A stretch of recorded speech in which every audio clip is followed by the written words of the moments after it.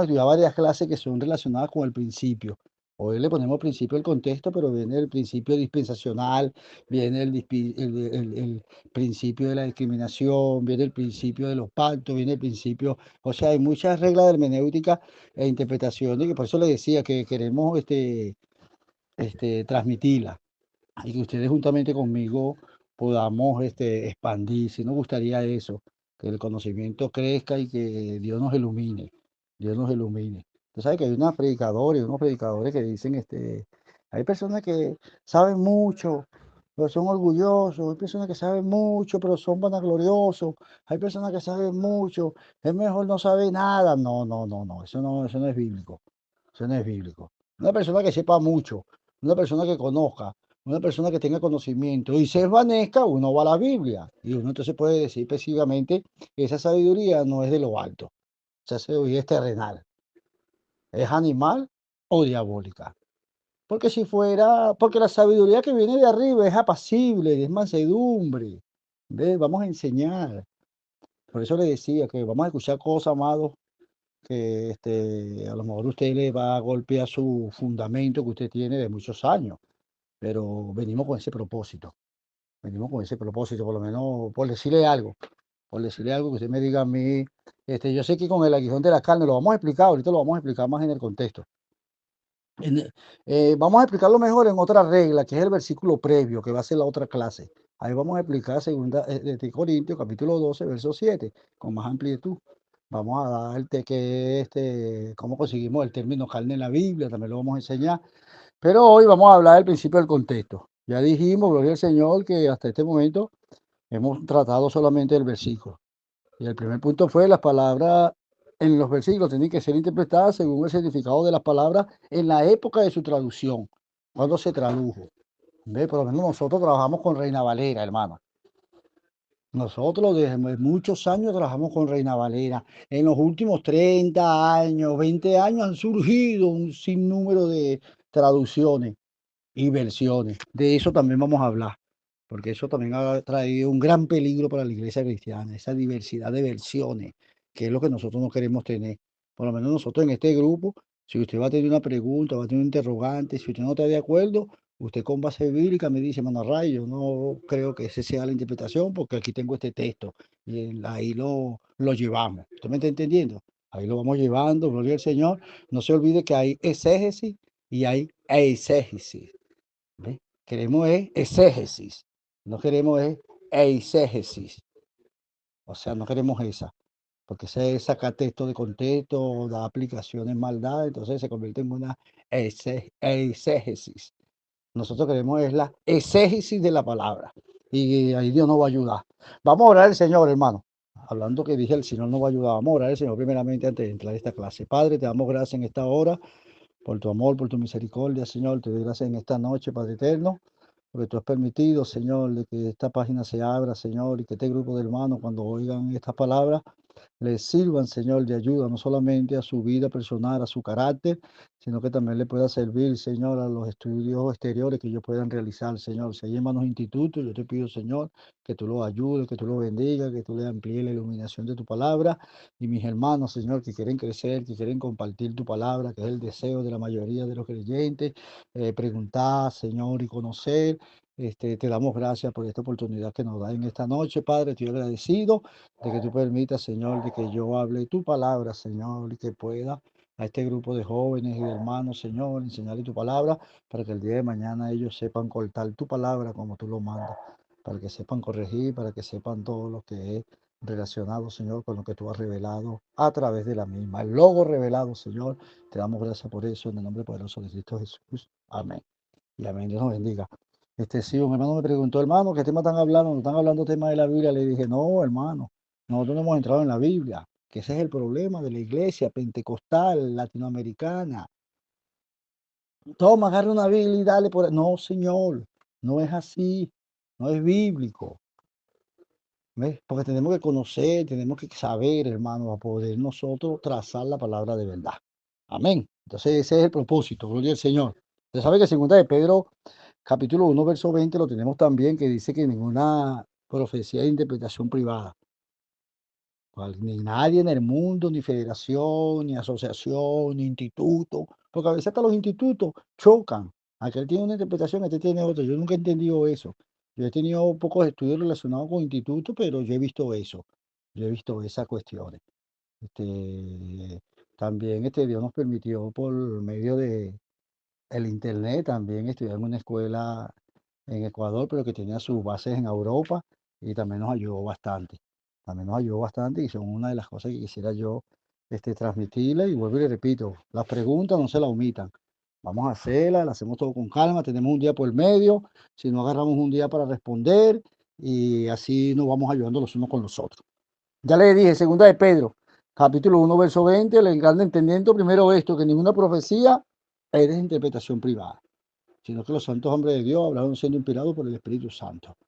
No hay interpretación privada, ya lo dijimos, la Biblia se interpreta a sí misma en tres formas, en su versículo, en el contexto o en el versículo previo, en la palabra que se escribió antes, la etimología, por lo menos la palabra levadura. Usted consigue levadura en 2 de Corintios, capítulo 5, perdón, 1 de Corintios, capítulo 5, verso 7 y 8, por ahí está. Dice, limpiémonos pues toda levadura y que celebremos la fiesta sin la vieja levadura, sino con la levadura nueva, con los panes nuevos, sin levadura. Entonces la palabra levadura, muchas veces uno se pone a inventar, uno puede dar una aplicación, pero el contexto de la Biblia dice que la levadura es mala. Ayer, hermano, que le han dado otra aplicación y ellos tienen que explicar eso. ¿Ves? ¿Por qué no lo explican? Porque no lo saben. Y no podemos juzgarlo, es lo que yo quiero, que no tengamos espíritu de prejuicio, hermano. Los hermanos que predican, los hermanos que enseñan, cuando usted lo vaya a ver a ellos enseñando y ellos no van a saber esto, no lo juzgue, porque no saben. Más bien enseñémoslo, ganémoslo de compañeros y bueno, usted sabe que hay gente que no se deja corregir, pero hay gente que se deja corregir. Entonces, habíamos dicho, gloria al Señor, que la palabra tiene que ser interpretada en los versículos que fueron escritos, el significado de la traducción. Lo que pasa es que hicimos un paréntesis con la traducción, ¿verdad? Cualquier otro versículo tiene que estar en armonía con la palabra. No puede desarmonizar, tiene que estar en armonía. No puede contradecir, hermano. De eso también vamos a aprender un poquito más adelante, porque hay palabras que muchas veces decimos y contradicen. ¿Ve? Y usted saca un versículo aislado y puede contradecir otra palabra, ¿ves? No puede, un escrito no puede contradecir esto. Por eso es que este principio, el principio del contexto, es el principio por el cual Dios ilumina, podemos decir. Por el principio por el cual Dios ilumina o explica el versículo. Es el principio por el cual Dios ilumina o explica el versículo, le da claridad, no se queda oscuro. No se queda oscuro. Si eso, hermano, le voy a decir con honestidad, me lo enseñaron y lo dijeron. Todos los versículos de la Biblia tienen su contexto. Todos los versículos de la Biblia, de Génesis, Apocalipsis, tienen su contexto. Según los hermanos estudiosos, Génesis capítulo 1 y Apocalipsis capítulo 22, verso 21, no tienen contexto. Esos dos versículos nada más. Los demás versículos, los demás versículos tienen su contexto. Si usted me dijera a mí, hermano Ray, lo que pasa es que los versículos son casi 32.000. Como lo vamos a aprender en estos días, también lo vamos a aprender, lo moré en esta misma clase. 31.000. Póngale 31.000. Exactamente son 31.163 versículos. Solamente dos de esos 31.163 versículos, solamente dos, hermanos, no tienen contexto. Génesis capítulo 1, verso 1 y Apocalipsis, como le dije. El Señor, capítulo 22, verso 21. Los demás tienen su contexto, tienen su aplicación, tienen su concordancia.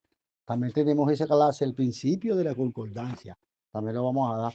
Estamos dando estas reglas, hermanos, que son básicas. Después usted sabe que hay interpretación superior, hermenéutica superior, y entonces bien. Entonces a lo mejor tendremos una clase, como le dije, un poquito más condensada. Más que todo para los muchachos que están estudiando, que nos interesa. ¿Ves? Porque si nosotros nos ponemos a sacar, hermanos, versos y versos así aislados, así hay bastante predicador, así hay pastores, hermanos. Así hay pastores que sacan versículos y usted queda asombrado. Usted dice, oye, pero el versículo, el pastor, ¿por qué saca ese versículo así, tan aislado? Si ahí está el contexto, el versículo lo dice. Por lo menos, vamos a unos versículos, por lo menos usted lee Daniel capítulo 8. Pongamos ese ejemplo, usted lee el Daniel capítulo 8. ¿Ve? Pero si tú no lees el contexto, usted se puede poner a inventar que el carnero es este, que el carnero es el otro, que mira que el carnero yo creo, yo me imagino que el carnero, no, no, no, no. Vamos al contexto. Si no está en el versículo, si el versículo, como se los dije, no lo identifica ahí mismo, entonces vamos al contexto o al antetexto. Vamos al contexto, el antetexto. El antetexto también lo dice como lo vamos a aprender más adelante. Y el contexto, en la narrativa de la misma historia, cuando tú sigues leyendo, entonces te consigues con los versículos del capítulo 8, los versículos 15, si la mente no me infiere, hasta el 26, hasta el 26, hasta el 26. Tú te consigues con eso, te consigues ahí, de que ahí da la descripción de quién es el carnero, de quién es el carnero. ¿Ve? Ezequiel 37, el valle de los huesos secos. Podemos dar una aplicación, pero tenemos que identificar, tenemos que leer el contexto. No se trata de la iglesia, no se trata de los hermanos. Usted no puede llegar a la iglesia y decir, esto es un valle de huesos secos. No, no, no, no, no, no. Porque la iglesia es templo y moral del Espíritu Santo. Somos hijos de Dios, tenemos lucha, tenemos problemas. Pero la iglesia, un buen evangelista, un buen predicador, no va a llegar a decir, ¿por qué? Porque él conoce el contexto. Él sabe que esa palabra es aplicable para Israel. ¿Ves? Cuando usted lee el contexto, usted lee la historia completa y es Israel. Usted no puede salirse de ahí porque eso lo dice el contexto. Si está otra aplicación, usted está haciendo está cortando la palabra mal. El contexto no le está diciendo eso. ¿Ve? Y hay personas que dicen eso, quieren agarrar un texto aislado, hermano, y lo quieren aplicar, y entonces por lo menos en cuanto a la salvación, muchas veces agarran textos aislados, en cuanto a la santidad, muchas veces agarran textos aislados, muchos textos aislados que los hermanos toman y no los consideran con la regla, como estamos estudiando nosotros, con las reglas de hermenéutica, en su versículo, en su contexto, cuando es un simil, cuando es una parábola, cuando es un tipo, todo eso tenemos nosotros que aprenderlo porque eso nos va a facilitar para que no nos engañen, para que no vengan los rapaces. Todo esto, usted si va a un instituto, vamos a aprender para defender la iglesia, vamos a defender la iglesia, vamos a defender la doctrina. ¿Ves por qué? Porque dicen que pueden decir que la Biblia sirve para comprobar cualquier opinión, entonces agarran de la Biblia. Yo a los hermanos que toman, mire, vuelvo y repito, que me perdonen los pastores que están escuchando, y es bueno que ellos corrijan eso, hasta pastores, evangelistas, hermanos, maestros de escuela dominical que también están escuchando. ¿Ves? No puede ser, tenemos que leer, tenemos que sacar tiempo para leer, hermano, para leer la Biblia, ¿ves? Con las verdaderas reglas hermenéuticas, con las verdaderas reglas. Filipenses capítulo 2, aquí lo tengo. Filipenses dice, ocupado en vuestra salvación con temor y temblor. ¿Ves? Esto ocupado, que usted tiene que ocuparse de su salvación, usted tiene que hacer, usted tiene que motivarse, usted tiene que venir al culto porque si no, no es salvo, usted tiene que diezmar porque si no, no es salvo, usted tiene que hacer esto, no, no, no, no, no, no. Si la persona no lo hace, es porque Dios no lo ha tocado. Si la persona no hace todas esas cosas, la persona no se congrega, la persona no diezma, la persona no ofrenda, la persona no va a los cultos, la persona no comparten nada, es porque Dios no está tratando con él, porque la Biblia dice en el mismo contexto, cuando tú sigues leyendo, dice, porque Dios produce en vosotros el querer como el hacer, por su buena voluntad, dice, ocupado en vuestra salvación con temor y temblor, pero después dice, porque Dios es el que produce el querer por el hacer, ese es el contexto que continúa, que nos da la narrativa, ese es el contexto, ocupado en vuestra salvación con temor y temblor. Entonces la gente agarra Filipenses capítulo 2 verso 12 y lo da una aplicación. Y cualquiera escuche, oye, vea que sí, porque dice ocupado en la salvación con temor y temblor. ¿Ves? El justo con dificultad se salva. ¿Ves, hermano, que no estamos salvos? No, no, no, no, hermano, eso no es así. Yo creo que la salvación, mire, si dice con dificultad, con problema, no, no está hablando de eso. No está hablando de eso. ¿Ves? Está hablando de la batalla espiritual, está hablando de la batalla espiritual que tú estás librando contra el hombre viejo y contra los demonios. ¿Ves? Que esas son dificultades que se te presentan cada día, que te vienen cada día, pero que el Señor te va a dar la victoria. Y si tú con dificultad eres salvo, ¿ves? Con dificultad eres salvo, el término se salva, no está en oristo futuro, tengo oristo presente, se salva, es salvo, es salvo. ¿Dónde aparecerá el impío del pecador? No solamente le parecerá la calamidad, sino que también le vendrá también el mar eterno. ¿Ves? Romanos capítulo 8, verso 28. Todas las cosas nos ayudan a bien. Entonces uno ve, uno dice, oye, pero si uno ve esa declaración, no es sola. ¿Ves? ¿Por qué? Porque cuando tú lees el contexto, está limitada a la otra frase. ¿Ves? Esto es a lo que conforme a su propósito han sido llamados. Es a ellos que todas las cosas les va a ayudar a bien. Usted ve infinidades de versos, hermano, que son tomados. Ve, una vez yo estaba en Valencia, yo estaba en Valencia y no había estudiado mucho. Yo estaba un poquito más novato en la cuestión de la palabra. ¿Ves? Y me acuerdo que un hermano se lanzó alcalde en Valencia y a mí fueron a la iglesia donde yo estaba para que yo lo apoyara. ¿Ves? Porque si los justos reinan, habrá paz, decía el logotipo de él. ¿Ves? Yo rapidito, rapidito, hermano, y eso que no tenía mucho conocimiento, rapidito, me di cuenta del contexto, no, hermano, pero eso no está hablando de la iglesia, ni está hablando de usted. Él no está hablando de eso, él está hablando de Jesucristo, y está hablando desde el reino. Está hablando desde el reino milenario, del reino eterno. No está hablando de que usted, los evangélicos van a reinar ahorita con la política y entonces habrá paz. No, no, no. No ponga ese logotipo porque es engañoso. Usted gana y queda de alcalde y van a ver malandros, van a ver borrachos, van a ver ladrones, van a ver toda, va a haber homicidio, no diga eso. El hermano se disgustó, el muchacho se disgustó, el alcalde, que se estaba lanzando alcalde, que no lo queríamos apoyar, que si querían un brujo en la presidencia. Yo, bueno, hermano, yo lo que le estoy diciendo, yo lo que le estoy diciendo a usted es que no saque los textos aislados. ¿Ve? Juan 6:37. El que a mí viene, no le echo fuera. Está bien, Juan 6:37, pero cuando usted sigue leyendo, todo lo que el Padre me da, vendrá a mí. Ahí lo dice. Todo lo que el Padre, por dar unos términos, por dar unos términos. Porque también en el Salmo, yo creo que es el Salmo 8, si la mente también no me es infiel, el Salmo 8. En el Salmo 8, pídeme y te daré por herencia a las naciones. ¿Ves? Pídeme y te daré por herencia a las naciones. Pida, pida ahí, que el Señor tiene que darte la herencia a las naciones. No, porque está fuera de contexto. Está dando una aplicación mala. Es mejor que diga, pida, pida, porque el Señor quiere que todos los hombres sean salvos y vengan el conocimiento de la verdad. ¿Ve? No, que Él no va a entregar a todas las naciones, no, porque eso no se lo prometió a la iglesia. Cuando usted lee el Salmo, usted se da cuenta que dice, pídeme y te daré por herencia a las naciones. Y después dice, y Él la quebrantará con vara de hierro. ¿Ve? ¿Por qué dice eso? Porque está hablando de Jesús, el reino milenial. El reino milenial. Entonces el contexto nos ayuda mucho, hermano. Por eso le dije al principio, es un principio el cual Dios ilumina. Explica el versículo o el pasaje que trata del mismo tema. Puede ser cercano, puede ser lejos. Puede ser cercano o puede ser lejos. El versículo tiene uno antes o uno después, ya se lo dije. Siempre va a haber un contexto, siempre va a haber una etimología de la palabra. Eso tenemos nosotros que aprenderlo. ¿Ves? El Salmo 8, como le dije, el Salmo 8. ¿Ves?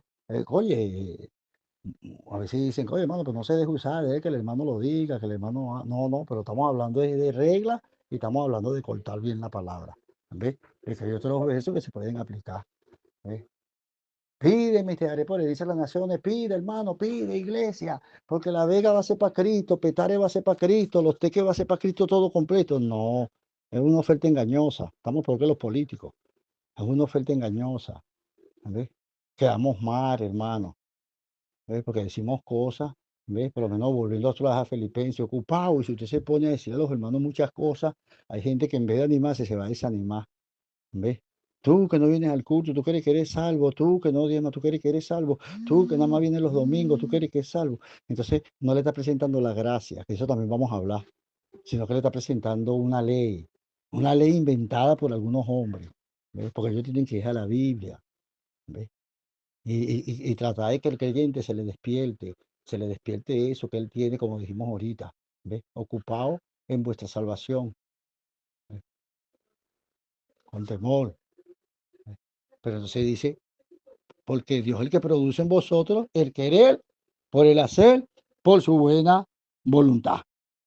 ¿Ves? No es un texto, el versículo 8 no es un texto misionero, el capítulo 8 de los Salmos. ¿No es un texto misionero, hermano David? No, no es un texto misionero, hermano. ¿Ves? Porque cuando gobierne el Cristo, el Cristo es el que va a gobernar, ¿ves? Y el que va a ser. ¿Ves? En el Nuevo Testamento también hay uno que también los hermanos muchas veces lo aplicamos, pues, porque también uno lo aplica. cuando hace los evangelismos. Cuando hace evangelista, uno, porque Hechos 16:31 dice, cree en el Señor Jesucristo y será salvo. Eso es una promesa para el creyente, no eso fue una promesa para el carcelero, porque los Hechos es un libro histórico, que también lo vamos a aprender. Los 4 evangelios y el libro de los Hechos. Lo de los 9 evangelios sinópticos y el evangelio histórico. ¿Ves? Los 3 evangelios sinópticos, Juan y el libro de los Hechos, que es un libro histórico, que no ha terminado todavía, no se lo olviden nunca. El libro de los Hechos no ha terminado todavía. Nosotros somos los que no hemos escrito nada en nuestras páginas en el libro de los Hechos, los cristianos de hoy en día. Pero el libro de los Hechos, si estuviera escribiendo Lucas, todavía estuviera escribiendo, porque el libro de los Hechos es la obra del Espíritu Santo y la obra del Espíritu Santo todavía no ha terminado. Comenzó en el Pentecostés, hasta el día de hoy no ha terminado. El libro de los Hechos es un libro histórico que todavía esa historia continúa con nosotros. Lo que pasa es que nosotros, por eso estamos estudiando, para conocer, para saber, para vivir. No se lo olvide nunca que esto sí quería decirlo, hermano, para que no vayan a tildarnos a nosotros de que somos fariseos. Sí, mientras más conozcamos, vamos a vivir la palabra.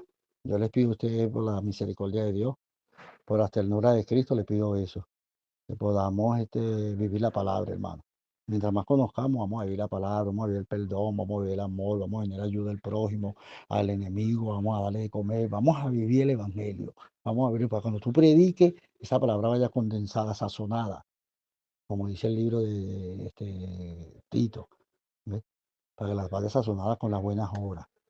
Amén. Eso se lo pido. Que vivamos lo que aprendamos, hermano. ¿Ves? Entonces, el carcelero, claro, creyó toda su casa. Cuando fueron a su casa, todos fueron bautizados, pero todos creyeron, todos se arrepintieron. Todos se arrepintieron. El testimonio. ¿Ves? El resultado fue regocijo. Los creyentes se regocijaron. Eso lo sabemos. ¿Ves? ¿Por qué? Porque era una promesa para ellos.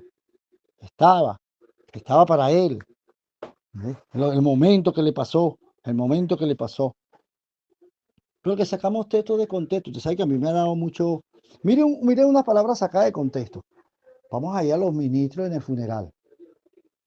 Libro de Mateo, capítulo 22, hermano. Sí, no lo tengo aquí, pero sí es capítulo 22. Libro de Mateo. Ustedes conocen la historia cuando los saduceos le preguntaron. Un hombre se casó con una mujer y se murió, y se el hermano, y después vino el hermano, después vino el hermano, después vino el otro hermano. Pero en la resurrección, ahí está, eso es lo que quiero llamar la atención.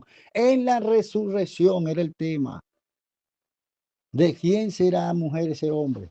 ¿Ves? Entonces conocemos la historia, Cristo da la explicación. ¿Ves? Después que Cristo da la explicación, entonces le dice qué es lo que sucede hoy en día. Ignoramos el poder de Dios y erramos las escrituras. Ese versículo me gusta bastante. Erráis las escrituras y el poder de Dios. Porque cuando estemos en el cielo, cuando estemos en aquel lugar, no se casarán ni se harán casamientos. Y entonces pues, dice, porque Dios no es Dios de muertos. El Dios de Abraham, el Dios de Isaac. ¿Ve?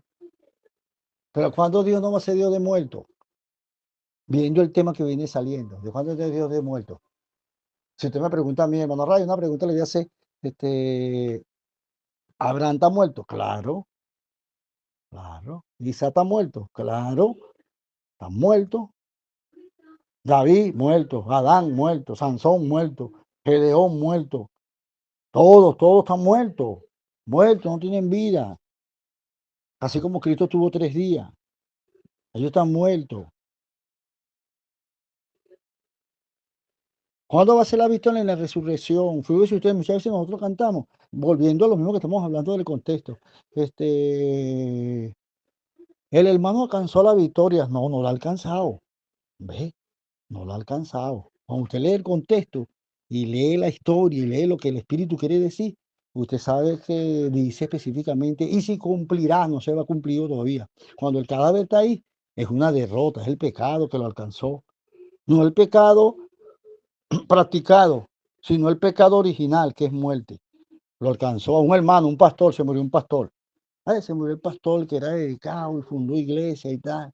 El hermano ya alcanzó la victoria. No, no la ha alcanzado. La aseguró, sí, pero no la ha alcanzado.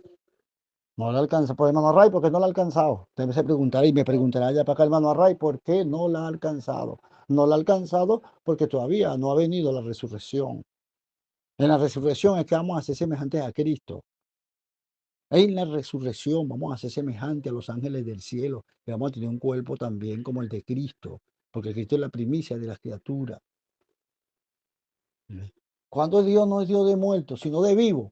En la resurrección. ¿Cuándo se cumplirá, ve? ¿Cuándo se cumplirá la palabra que dice, ¿dónde está, oh muerte, tu sepulcro? ¿Dónde está tu victoria? ¿Dónde se va a cumplir eso?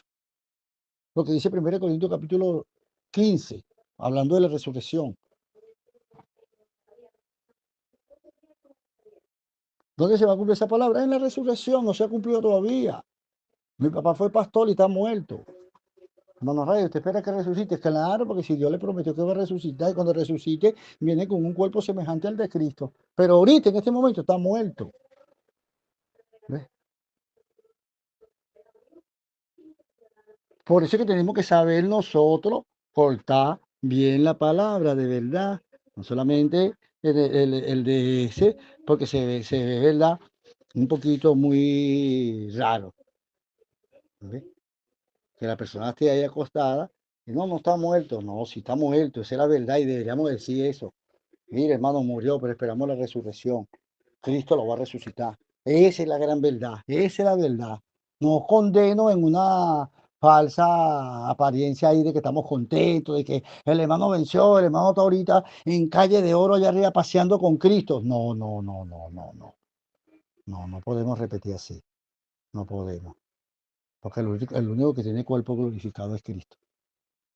Está en un lugar de descanso, está en un lugar de reposo, está en el paraíso, hermano Ray, está en el... Amén, amén. Ya lo explicaremos más adelante. Pero no, no se ha adelantado a los que resucitaron, no se ha adelantado a la iglesia, no, no, no, no. La victoria va a ser en la resurrección, en el rato de la iglesia. Cuando venga el rato de la iglesia, entonces viene lo que nosotros estamos diciendo, a cumplirse la palabra que está escrita. A cumplirse la palabra que está escrita. Por eso es que tenemos que tener nosotros de ir siempre a las escrituras y a su contexto. A averiguar exactamente, hermano, lo que dice para hacer cualquier declaración. Cualquier cosa que usted vaya a declarar, tenemos que ir a la palabra para que no haya una interpretación incorrecta. ¿Por qué? Porque hay textos, vuelvo y repito, esos que dimos son este contexto que están cerca, hermano. Pero hay otros que están lejos, hay otros que son remotos. No está en el mismo verso. Muchas veces en el capítulo 18 de Génesis habla una cosa y ya en el 14 ha dado una luz ya. Me parece que cuando uno lee el capítulo no entiende, pero cuando lo concuerda los dos, entonces se da cuenta. Cuando usted lee Génesis capítulo 18, verso 20 y 21, usted ve como ahí donde Dios le dice que van a destruir las ciudades. Y vemos como Dios, como Abraham intercede por Sodoma, ¿no se da cuenta? No intercede por las cinco, intercede solamente por Sodoma. Que si hubieran tanto, que si hubieran esto, Sodoma, Sodoma. ¿Por qué? Porque ahí estaba lo. Cuando usted lee los versículos antes, el antetexto, y usted se da cuenta de que Job estaba en esa ciudad con razón. Abraham intercedió. ¿Ve? Su intención era porque sabía que estaba su sobrino, aunque sea uno. Y a uno solo salvó. Que la Biblia dice que era varón justo, lo dice Pedro por allá. Nosotros decimos por aquí que era esto, que era aquello, pero Pedro dice que era afligida su alma con aquella generación. Era un varón justo. Salvó uno solo. Aló. Pero la ciudad la destruyó. Abraham fue, le contestaron la oración, pero solamente en lo. Solamente en lo. En otro no vemos mucha firmeza. Parece que nosotros, amados, lo bueno de todo esto, vuelvo y repito, es que nosotros vayamos a la palabra. Debemos ir siempre a la escritura para nosotros no chocar, para nosotros no chocar. Así como leí de Génesis capítulo 18, podemos ir al Nuevo Testamento y vamos a conseguir vamos a leer uno que es remoto, pues, que está remoto, que no lo dice el mismo versículo, que es la parábola de higo y la cizaña. Mateo capítulo 13. Mateo capítulo 13. En el higo y la cizaña. ¿Ves? El Señor dice, el Señor le refirió otra parábola. Verso 24. Le refirió otra parábola diciendo, el reino de los cielos es semejante a un hombre que sembró la buena semilla en su campo. La buena semilla. Usted va a una escuela dominical y pregunta, hermano, ¿cuál es la buena semilla? ¿Cuál es la buena semilla? Entonces te dicen, la semilla es la palabra. ¿Ve? Amén. Diga usted, hermano, la semilla es Jesucristo. La semilla es Cristo. La semilla es el Espíritu Santo. ¿Ve? Porque lee la promesa, porque la promesa es Cristo. Y ta, ta, ta. Y entonces uno lee, uno lee los primeros versos de la parábola, uno lee los primeros versos de la palabra, no da ahí mismo la cuestión. Usted se da cuenta, no le dice nada. Se queda eso así. Se queda eso así, Cristo no le dice nada a ellos, ni nada. Pero después, aparte, Cristo les explica la palabra unos versos más adelante. Cuando usted ve los versos más adelante, ellos les preguntan qué es lo que nosotros tenemos que hacer, hermano Ray. Tenemos que preguntarle a Cristo, claro. Ajá, pero ¿cómo le preguntamos a Cristo? En la palabra. Él es el logo escrito. Cristo es Dios, Él es el logo escrito. Si usted quiere saber algo, vaya a la palabra. No vaya el vecino, no vaya. Lo que pasa es que no vamos porque no conocemos. Cuando usted le pregunta a otro, tampoco conoce. Por eso ese es el error que está viviendo la iglesia en Venezuela, que llamamos por teléfono. Ay, hermano, ¿qué le parece este versículo? Entonces el hermano te da su versión. Y después tú llamas a otro y te da su versión. Cuando viene a ver, tienes tres versiones. Cuando te metes en una conversación, escucha otra versión. No tienes ni que hablar, no tienes ni que enseñar. Bueno, encuentras que decir. Ay, mi pastor enseña esto. Ay, en la federación enseñan aquello. Ay, pero la luz del mundo enseña aquello. Ay, pero los hermanos de Betania enseñan lo otro. No, ellos no son. Es la escritura. ¿Qué hicieron los discípulos? Cuando usted ve, ¿qué hicieron los discípulos? Le preguntaron aparte a Jesús. Cuando Jesús ve, eso es lo más sabio que ellos hicieron. Cuando agarraron adelante, ¿ve? Le preguntaron, Señor, le estoy explicando la palabra. Dinos la palabra. Danos el significado. Eso también nosotros tenemos que pedírselo al Señor. ¿Ve? Y mire como dice el 25. Pero mientras dormían los hombres, vino su enemigo y sembró cizaña entre el trigo y se fue. Ese es el verso 25. El verso 26 al 30 dice, y cuando salió la hierba y dio fruto, entonces apareció también la cizaña.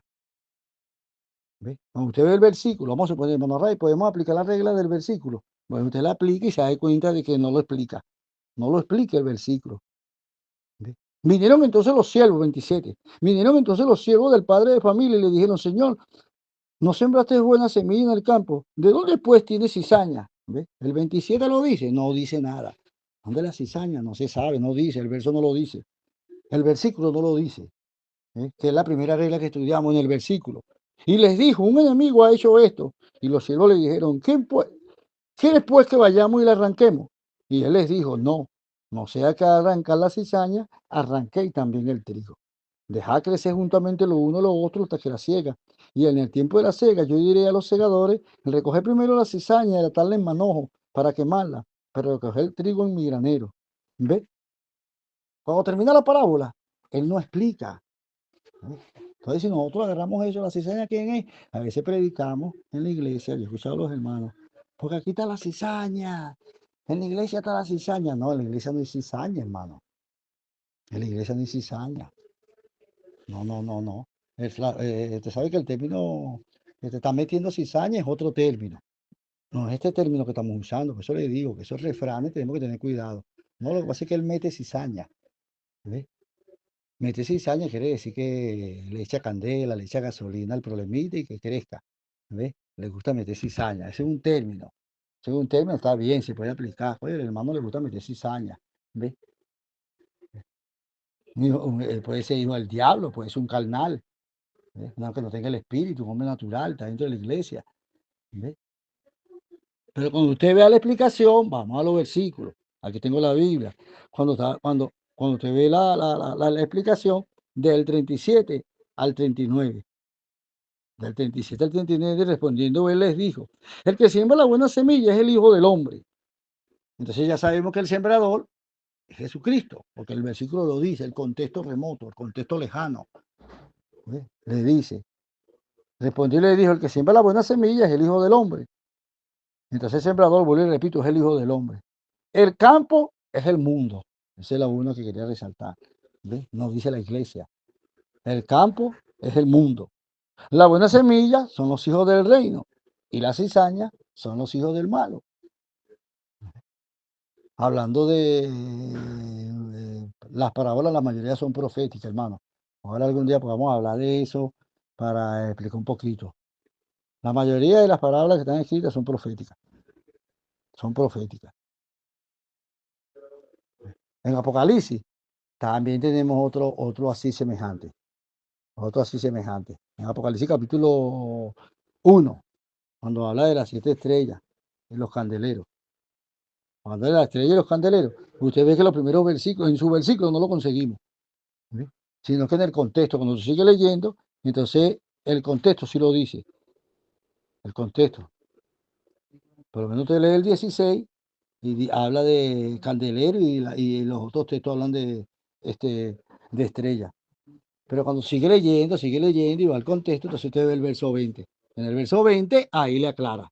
Le dice, el misterio de las 7 estrellas que has visto a mi diestra son los 7 candeleros de oro. Las 7 estrellas son los ángeles, los mensajeros de las iglesias. Y los 7 candeleros que has visto son las 7 iglesias. O sea, el contexto remoto, un poquito alejado, no en el mismo versículo, nos da a entender eso, de que nosotros, ¿ve? Podamos entender el misterio. ¿Cuál es el misterio? El misterio de las 7 iglesias que he visto. El contexto lo dice. No podemos nosotros inventar. Y así, hermano, infinidades. Así infinidades de parábolas que nosotros podemos equivocarnos, tomar textos aislados. Tenemos que leer en su contexto. ¿Eh? El tema puede estar relacionado en otro escritor. Usted sabe que hay contextos que son de otro escritor. El inspirador es el mismo, que es el Espíritu Santo, pero puede ser de Pedro y usted la relaciona con la de Pablo. Si están hablando del mismo tema, no pueden chocar. Si chocan, hay algo malo ahí. Puede ser la versión, puede ser la traducción o puede ser usted, que no está usando la regla. Pero le aseguro que ellos no, porque ellos fueron inspirados por el Espíritu Santo. Vuelvo y repito, puede ser la traducción, puede ser la versión o puede ser usted que está interpretando mal. Entonces tenemos que tener mucho cuidado. ¿Ves? Que hay textos que están remotos, que están lejos, pero se relacionan con el tema y no pueden chocar. No pueden chocar. Tienen que tener este, esa concordancia, que de repente los versos, como dice Génesis capítulo 35. Usted lee Génesis capítulo 35, verso dice, quitad los dioses ajenos que hay entre vosotros. Entonces uno se pone a ver, oye, pero ¿de dónde sacó Jacob esos dioses? ¿De dónde sacó Jacob esas cuestiones? ¿De dónde sacó Jacob aquello? ¿De dónde sacó Jacob estas cuestiones? Entonces cuando usted va a Génesis, capítulo 34, verso 26 al 29, usted se da cuenta de dónde sacaron esos ídolos. Cuando le dijeron, quita los ídolos que hay entre vosotros. Quiten esa cuestión, dice el 35.2. Quiten los ídolos. Pero en el 34 usted se da cuenta de que los ídolos vinieron porque ellos despojaron al hebreo, despojaron a los de Siquem y se llevaron todo el valor de la casa de ellos. Y entonces en ese despojo llevaban los ídolos que eran de oro, eran de valor y lo llevaban. ¿Ves? Lo llevaban como prendas de valor, pero eran ídolos. Por eso es que le dice, quita los ídolos, no que Jacob era idólatra, sino que ellos se habían llevado los ídolos. Y el Señor le dijo, quiten los ídolos que están en medio de vosotros. Y tuvieron que quitarlos. Por eso que le digo, el texto puede ser el antetexto o el contexto que consigue, el contexto. Y eso te va a ayudar mucho para que te aclare y tengas una buena corrección de la palabra que está escrita, de la palabra que está escrita. Esa es una buena aplicación, hermano, que nosotros tenemos que darle para que no erremos en la escritura, no agarremos textos aislados. ¿Ves? Fui con un hermano, el hermano iba a comprar una casa y entonces le preguntamos entrando, hermano, ¿usted tiene los 14.000? ¿Están pidiendo 14.000 dólares? No, hermano, yo tengo son 8.200, pero vamos para allá, porque usted sabe que la palabra dice que todo lo que sale de la pata de vuestros pies será vuestro. Entonces yo me eché a reír. Ay, hermano Ray, se va a reír, usted es incrédulo. No, no, hermano, yo soy incrédulo. ¿Qué a la palabra? Le dije, no, hermano, Dios me guarde. Ellos se han creado la palabra. Me da risa porque el hombre le va a decir, sí, todo lo que pise la parte de vuestro pie será vuestro, pero consigue los otros 6 que faltan. Porque el hombre le va a decir que faltan los 6. Mire, hermano, el hombre no va a entender. Ese texto usted lo está agarrando. Eso se lo dijo Josué, fue a ellos. Cuando le prometió la tierra prometida. Dios le prometió a usted esa casa. Él le dijo que le iba a esa casa. Él no le prometió a usted esa casa. Ahora, si él se la promete, písela. Porque se la prometió. No se la da ahorita, se la da con los años. Pero ahorita tiene que ser con billete, le dije. ¿Ves? ¿Por qué? Porque sacamos textos aislados, hermano. Sacamos textos aislados y no puede ser. No podemos. No podemos nosotros caer en ese terreno o seguir en ese error, hermano. Es un error que nos ha llevado a nosotros a garrafal. Un error garrafal que nos ha llevado, hemos confundido. Por eso le decía que a veces le preguntamos a hermanos y los hermanos no saben. ¿Ves? Como la anécdota del hombre que estaba perdido en el bosque. Pues él le preguntó a otro que también estaba perdido, ¿qué le podía decir? ¿Qué le podía decir a aquel hombre? Después hubo un piloto pasando por la tierra enemigo y cuando estaban hablando, como no entendía la lengua, no entendía lo que hablaba, también fue derribado el piloto. ¿Por qué? Porque no entendía lo que le estaban diciendo. Es peligroso para nuestra vida espiritual que no entendamos. Muchas veces no crecemos, muchas veces no sabemos aconsejar, muchas veces más bien en vez de ayudar lo que hacemos es dislocar la iglesia con las palabras que decimos. Entonces en todo eso nosotros tenemos que tener mucho cuidado, mucho cuidado, mucho cuidado. Mira que hay unos pensamientos que aquí lo tengo escrito, ya va. Estoy sentadito por aquí en un escritorio, hermano, porque tengo la Biblia y tengo aunque no lo crea, unos treintanas de papeles escritos. Estábamos desde ayer, como les había dicho, dándole para poder dar una buena, no un maná, usted sabe que yo siempre digo cuando voy a predicar los hermanos, ay, el hermano va a dar maná, no, no, el maná no, yo no doy maná, yo trataré por todos los medios de que el evangelio que yo predico, como dijo el apóstol Pablo, mi evangelio, sea el verdadero pan que descendió del cielo, no el maná, el que quiera dar maná que dé, porque usted sabe que el maná, entre paréntesis, fue pan accidentado, Dios no le prometió a ellos maná, Dios le prometió la tierra prometida, la tierra que fluye leche y miel. Pero entonces ellos en la desobediencia, en su misericordia Dios le dio pan de accidente, pan accidentado, ¿ves? El maná. Pero no era el maná, parece que Jesucristo se lo dio. Vuestros padres comieron el maná en el desierto y perecieron. Yo soy el verdadero pan, lo dice Juan capítulo 6. Yo soy el verdadero pan que descendió del cielo. Entonces, si tú me preguntas, hermano, no, maná no. Yo no doy maná. Yo doy para la gloria de Dios, es del verdadero pan, de ese pan que yo he comido, entonces también quiero transmitirlo a vosotros. Esa es una gran realidad, seguramente. Entonces, en este pensamiento, miren cómo dicen estos pensamientos, de 4 hombres, son 4 maestros. ¿Sabes que como les dije, hermano, yo sí he tenido la oportunidad, pues Dios me ha dado la oportunidad. En dos no he finalizado, pero sí he estudiado con varios hermanos y por el medio de internet también estudié en un instituto, la parte de afuera, pues, de Europa y esa cuestión y nos ayudó bastante. Nos ayudó más. Mire cómo dice primero, lo que dice Torrey, unos maestros que son buenos, hermanos, el apellido Torrey. Es imposible darle demasiada importancia al estudio minucioso del contexto. Es imposible darle demasiada importancia al estudio minucioso del contexto. Es imposible que nosotros no le demos nosotros la importancia necesaria al estudio del contexto. El contexto tiene que ser la base. Es importante. Tenemos que darle bastante importancia. Es imposible de no darle importancia. Al examinar cualquier texto o pasaje, la consideración del contexto es de mayor importancia. Al no hacerlo, es una de las causas de la interpretación errónea de la escritura. Vuelvo y le repito. Al examinar cualquier texto o pasaje, la consideración del contexto o del antetexto es de mayor importancia. El no hacerlo es una de las causas de interpretaciones erróneas de las escrituras. Ya se lo dije. Muchos predicadores preparan un sermón y entonces buscan un versículo que le quede. Esto no es buen texto, sino un pretexto. Un versículo que cale con él, que esté con él. ¿Ve? ¿Por qué? Porque el contexto es la clave del significado, hermano. No se lo olvide. El contexto es la clave del significado. Tenemos que leerlo con contexto, con contexto. Por eso es que vuelvo y repito, hay textos aislados y hay textos remotos. Hay textos que están aislados y hay textos que están muy remotos, que nosotros tenemos que saber buscarlo, buscarlo porque están, por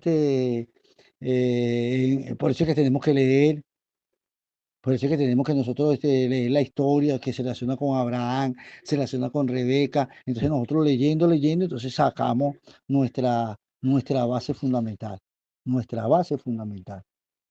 ¿Por qué? Porque viene muchos errores de causa de interpretación. ¿Ve? Por lo menos, usted sabe que entre paréntesis, usted sabe que la división de los capítulos y de los versículos no es algo inspirado. Los manuscritos más antiguos que tenemos, de hace, ¿qué? 1500 años. Creo que es más cerca, porque no hay original. No hay originales así, ¿verdad? Que estén fidedignos que uno pueda. Pero usted sabe que la división de los versículos, como se los dije, la división de los versículos, que ya le dije ya cuánto eran, la división de los versículos, que son 1189 capítulos, ya lo dijimos, y 31.173 versículos, no se lo olvide, téngalo ahí anotadito. La división en capítulos, los capítulos son 1189 y los versículos son 31.163. La primera del año 1200, la división de los capítulos. La división de los capítulos, año 1200. La división de los versículos, año 1500. Y otra fecha. ¿Por qué? Por lo mismo, por lo que estamos diciendo, de que entra las divisiones y Dios no puede ser culpado del error de los puntos, de las comas, de que eso también vamos a hablar. A quién fue escrita la palabra, los puntos, las comas, ¿ves? Los capítulos, por lo menos hay unos capítulos, hermano, que lo vamos a leer hoy. Lo vamos a leer. Yo creo que tengan tiempo, me disculpa lo extenso. Pero la hermana Yulesca me dijo que teníamos que hacerlo por grabación y ella sabe que las homilias son un poquito extensas.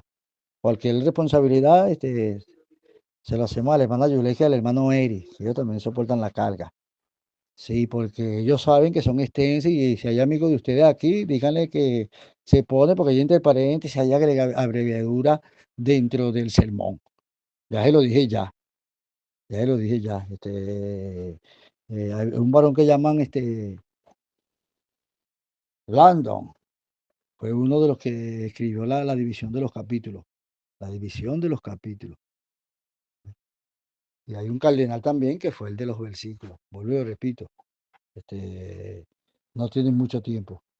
No tiene mucho tiempo y volver, no tenemos nosotros que tener inconveniente con nosotros leer y saber, gloria al Señor, cuando hay un error, por lo menos uno va a decir, "Oye, lo que pasa es que la Reina Valera tiene muchos errores, pero cuando la Reina Valera se escribió, este, los puntos, hermano, no se lo olviden nunca. Si usted me preguntara a mi hermano David, una pregunta, los hermanos Reina Valera, los dos, Reina y Valera, ellos fueron los que hicieron la división de los capítulos y los puntos y todo. No, no, ellos tradujeron. No, eso viene más nuevo, eso viene más para acá. Puede ser que tenemos que saber, conocer. ¿Ve? Hermano Array, ¿usted quiere decir que cuando los hermanos Cipriano revisó a Valera, que Valera había copiado de San Jerónimo, no estaba en la división de los capítulos? No. ¿No estaba en la división de los versículos? No. Los puntos y las comas, tampoco. No había. No habían. Tenían su asterisco, tenían su cuestión, pero no había esas puntuaciones que nosotros conseguimos con bastante ahínco en versiones y en traducciones. Eh, Creo que si la mente no me es infiel, los hermanos Valera y Reina y Valera, hasta los puntos y algunos unas comas. Pero la división de los capítulos, yo repito, no, ese es más nuevo. Y eso no es inspirado por el Espíritu Santo. Y uno se da cuenta en lo, que ojalá podamos leer uno. Vamos a leer uno de Génesis capítulo 1 cuando termina Génesis capítulo 1 y comienza el capítulo 2. ¿Usted se da cuenta de ese? Usted tiene que entender de que hay algo un poquito raro ahí. Génesis capítulo 1, el verso 31. Vamos a leer el verso 31. Búsquelo ahí, si lo tiene, si no, cópielo. Verso 31. Y vio Dios todo lo que había hecho, he aquí que era bueno en gran manera. Y fue la tarde y la mañana del sexto día. Ese es el verso, el final del capítulo 1. Y vio Dios que todo lo que había hecho, he aquí que era bueno en gran manera. Y fue la tarde y la mañana del sexto día. Luego viene el capítulo 2,